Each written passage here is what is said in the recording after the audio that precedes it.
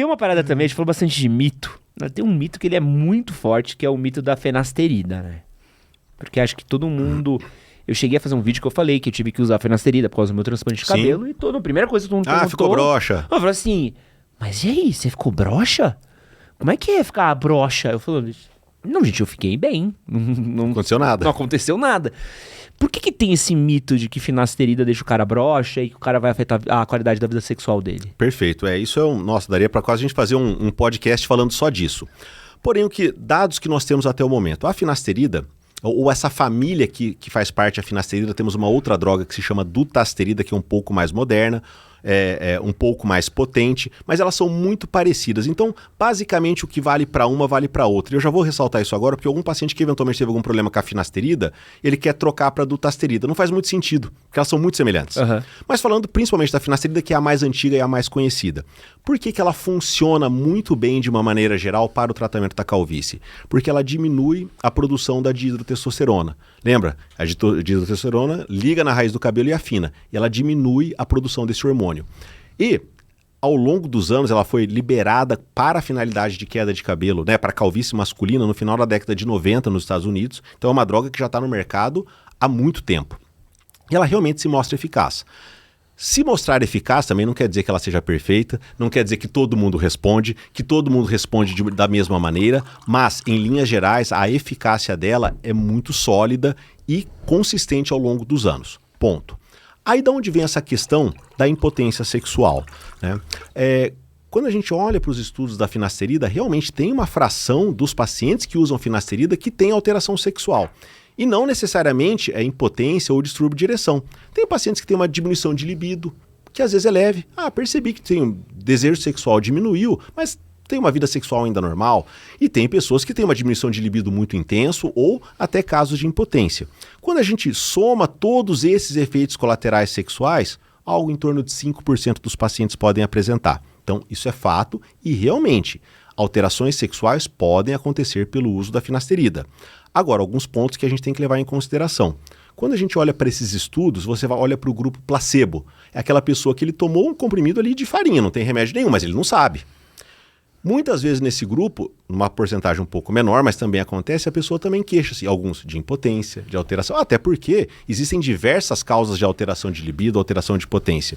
E um dos fatores que pesa muito também, a gente fala muito do efeito placebo, que é aquele efeito que você toma mesmo uma coisa que não tem efeito nenhum e você melhora só por querer melhorar. Muitas vezes com a finasterida também acontece o efeito nocebo, ou seja, que é o inverso, você está com medo de ter efeito colateral. Você começa o remédio e o efeito colateral muitas vezes acontece independente da ação biológica ou não. Com isso eu não quero dizer, e eu vejo que algumas pessoas têm opiniões às vezes muito extremistas em relação à finasterida.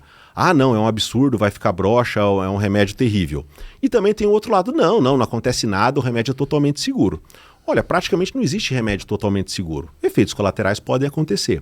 Porém, com a finasterida, eles são relativamente baixos, e eu acho que é importante essa conversa com o paciente no momento da consulta ser muito clara, que a pessoa entenda a frequência de efeitos colaterais.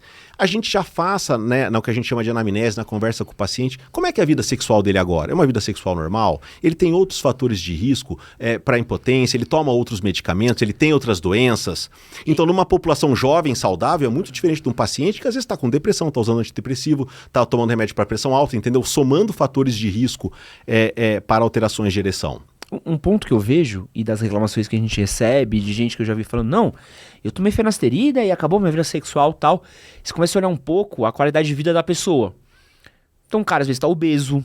Sim. O cara já passou da faixa dos 50. Aí, é uma coisa que a gente fala muito pouco. Eu não sei como é que a gente fala pouco disso, mas é uma coisa que começou a falar de testosterona caindo. Que depois de certa idade sua testosterona cai.